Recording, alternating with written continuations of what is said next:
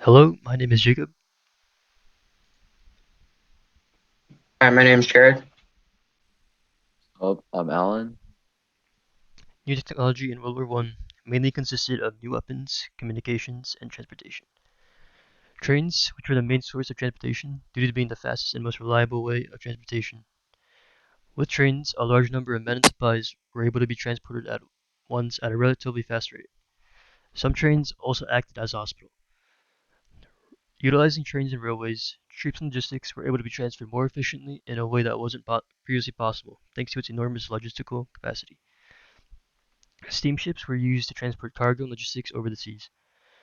Horses, which were reliable, often carried supplies, ammunition, artillery, and occasionally performed cavalry roles.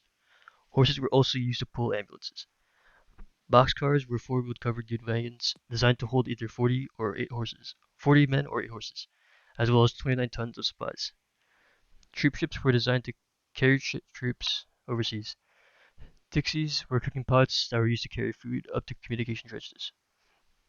Lorries were trucks that were mainly used to unload supplies to trains, as well as transport.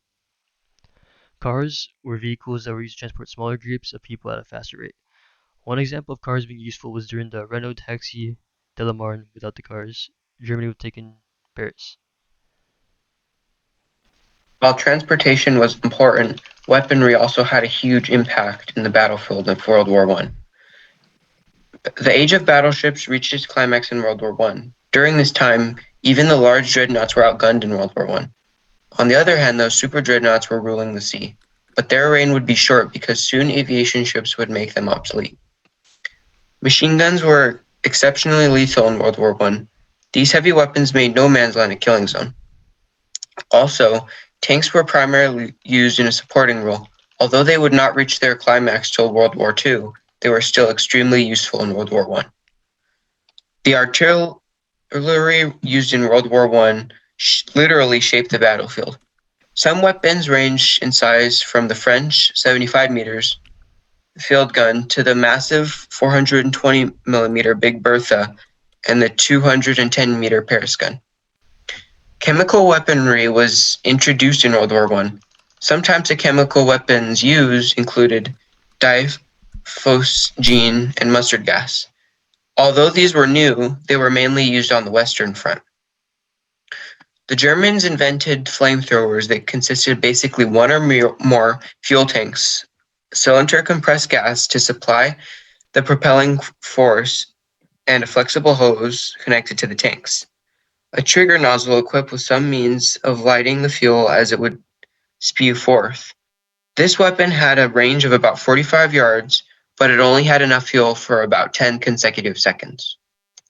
Zeppelins were German airships that were used in long-range bombing operations.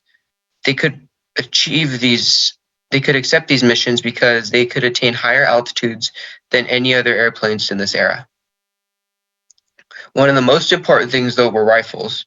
These infantry weapons went through a massive change in the late 19th century as repeating rifles entered the widespread use. Using the rifles, an everyday infantryman could produce a volume of fire that dwarfed that of the mid-19th century besiegers. While these two were very important, another important thing used in World War One was communication. Morse code was used throughout this time, and it was very useful because armies such as the U.S. Army could use Morse code as a way of communication using flags and waving it. Waving the flag could in a certain direction and certain order could was able to create letters that could be seen from far away. But since it was derived from Morse code, it could take up to 5 waves for just a single letter.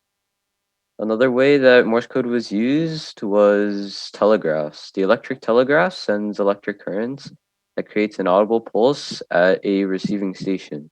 The receiver has to decode the pulses and translate it. To to communicate, telegraphs use a series of dashes and dots to create letters. Dashes were 3 times as long as dots, and to create spaces between letters, you have to, or it is represented by an empty space that is as long as a dash. Telephones were also used, and they were the improved version of the telegraphs. The telephone would convert sound from your voice into electronic signals that would travel through cables and replay those signals at a receiving station. The wireless telegraph, known as the radio, was also commonly used during World War One. It was most commonly used between ships. At first, the radio could only be used to communicate during using Morse code, like all the others. But eventually, improvements to the radio allowed for voice communication.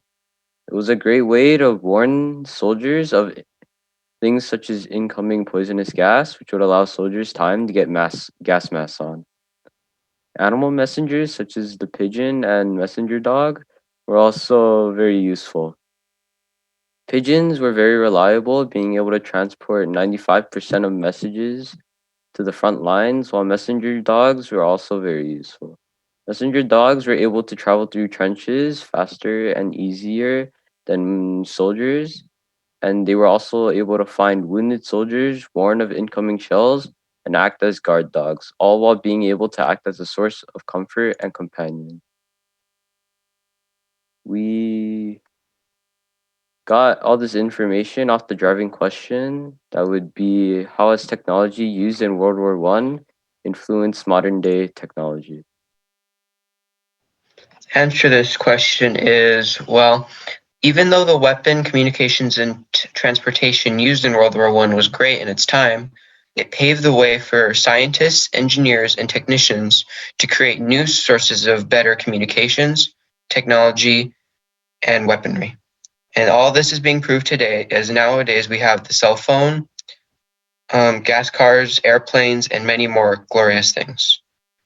So in the end, World War I technology was good in its time, but it paved the way for new technology that we use every day to happen.